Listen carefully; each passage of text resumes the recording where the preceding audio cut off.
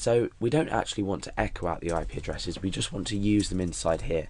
So I'm going to create a variable called IP single, and that's equal to each one. So we can use this variable to check whether the user's IP address, which is up here, corresponds to one already in here.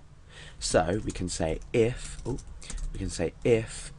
IP address is equal to, so using our double equals comparison operator, is equal to IP single, do something, otherwise do something else. Now in actual fact we don't need this if-else statement, we just need an if statement, because if the IP address is in there, actually let's think about this logically. If the IP address is in there, we don't want to record the IP. So what we can say is if IP address doesn't equal IP single. So essentially what we're doing is we're looping through this ip.txt file, we're checking if the user's IP address is equal to this one first, and then we're checking if it's equal to this one. Now if it is equal to this one, or if it's not equal rather, we're going to say found equals false. Otherwise we're going to say, come back up here, found equals true. Now the reason we do this is because we're in a loop here, we don't want to increment the value of the count.txt file inside a loop, because if we increment the value of something in a loop, it's going to be performed over and over and over again. So we want to create a boolean value called found, which is going to be equal to either true or false. Then what we can do is under this for each here, we can then say if found equals false, and in here what we can do is increment count.txt value. So let's just test this first of all. We can echo here IP not found, and in the case of the IP address not being found, we can increment the value of count. So let's just test this works. Refresh. IP not found. Oh, it should have been.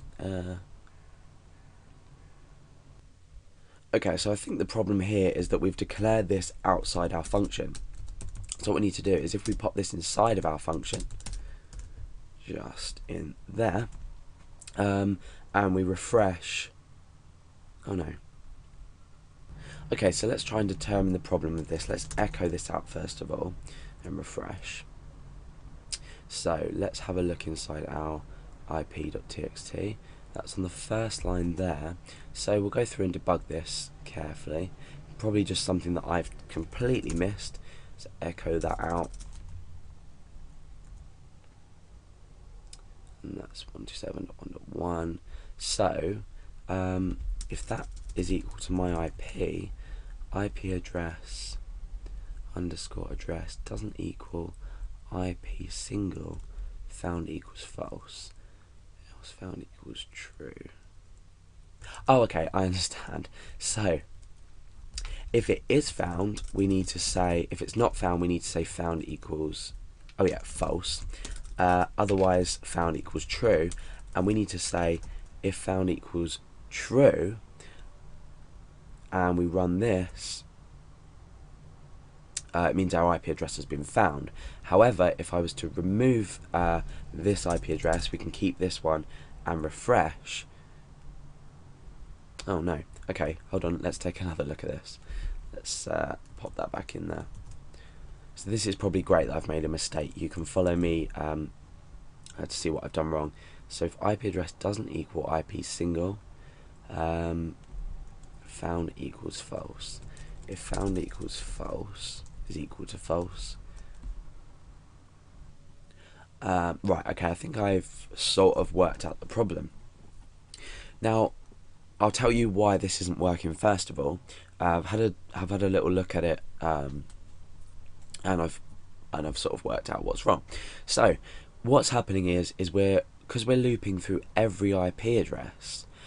First of all, we're going to set the boolean found, the variable found, which is a boolean, to true. And then what we're going to do is yeah, so, okay. So IP address doesn't equal IP single. Let's change this to equals equals, and we'll change this around so it's just easier to grasp. So if the IP address in the file does equal the IP address of the user, then found equals true. So therefore, if found equals true, we want to say already, or we'll just say found for now. So otherwise we want to say false. However, when we go through again, it's going to check the second one and put this to false automatically. We're not keeping the same value of found. Therefore, underneath each one of these, we want to use break. So we're only finding the IP address and then breaking.